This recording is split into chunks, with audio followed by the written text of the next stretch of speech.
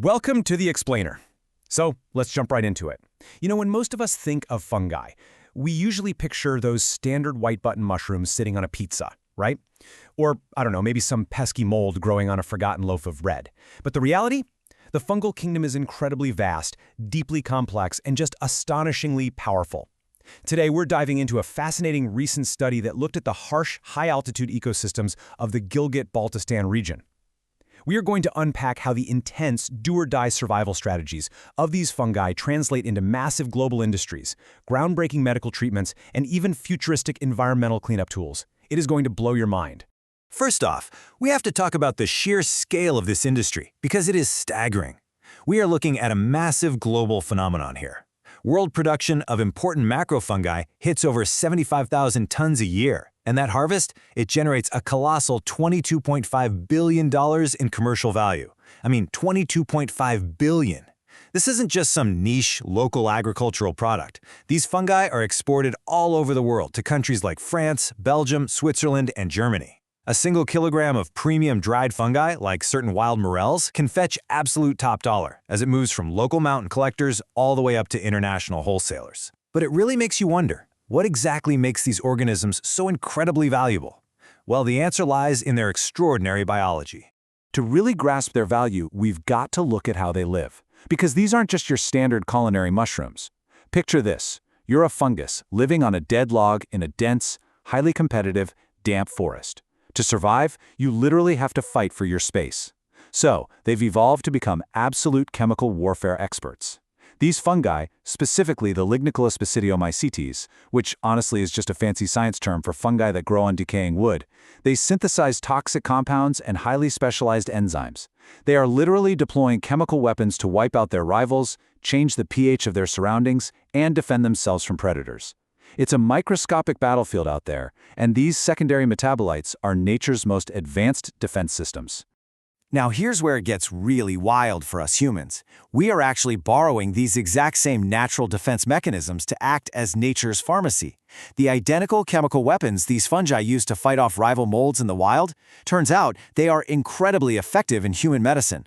We've got specific fungal species being used to treat everything from tuberculosis to liver problems to intense joint pain and rheumatism. Some species, like Trametes versicolor, are even being intensely studied right now for their powerful anti-cancer properties. We are basically taking the ancient evolutionary chemical engineering of these organisms and repurposing the whole shebang to save human lives. But wait, it actually gets better, because the superpowers of fungi absolutely do not stop at human medicine.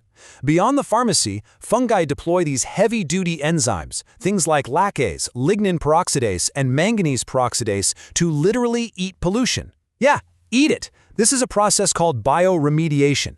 See, because these fungi are naturally designed to break down incredibly tough stuff like wood lignin, their enzymes are absolutely perfect for degrading complex human-made pollutants. They can detoxify dangerous phenols and hydrocarbons that completely contaminate our soils and water systems.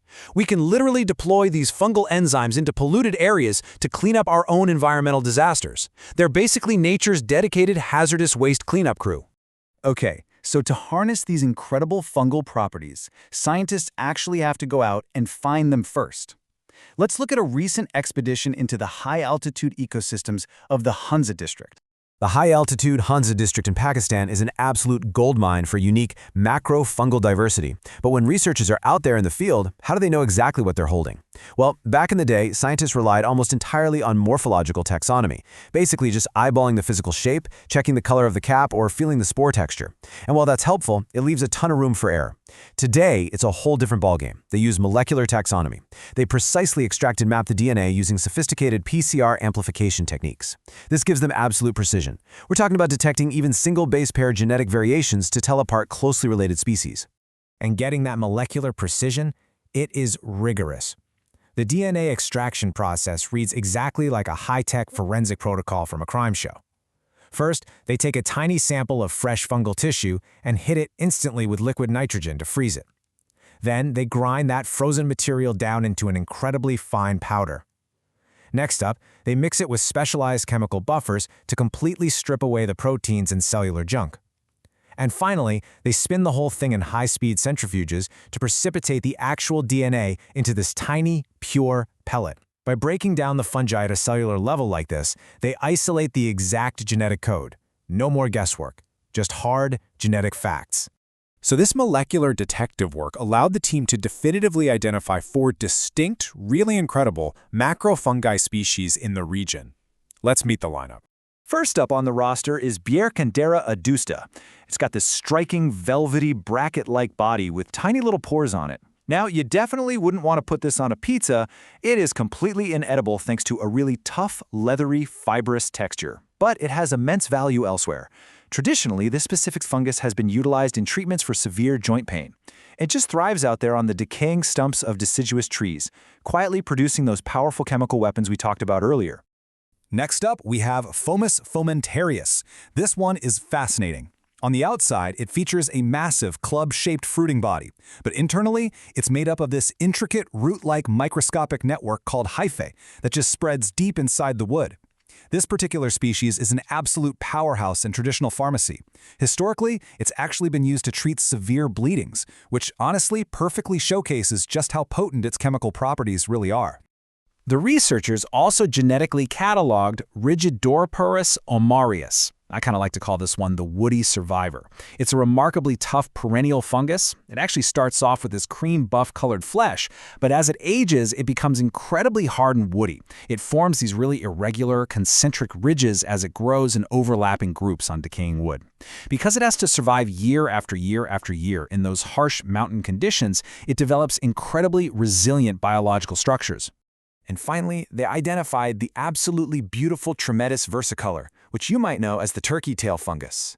It is famous for its velvet-like surface covered in these striking concentric bands of brown, red, yellow, gray, and blue. But hey, don't let its pretty exterior fool you for a second. This is one of the most important bioremediators on the planet. This specific strain from the Hunza region showed tremendous potential for synthesizing high amounts of lignin peroxidase. Remember that enzyme? That's the one that essentially eats toxic industrial pollution. It's a total game changer. Now, while discovering and genetically mapping the diversity of these 4 specific species in the high altitudes of Pakistan is a massive scientific win, it really just scratches the surface. To put this into perspective, scientists estimate there is somewhere between 1 and 1.5 million fungi species on Earth, yet only around 97,000 of them have been formally described in scientific literature so far. That is less than 10%. Think about that. We are literally surrounded by an invisible kingdom of master chemical engineers, and 90% of them are completely undocumented. What this means is that every single decayed log or untouched high-altitude forest could be holding the key to the next major medical breakthrough or environmental revolution. They are out there right now.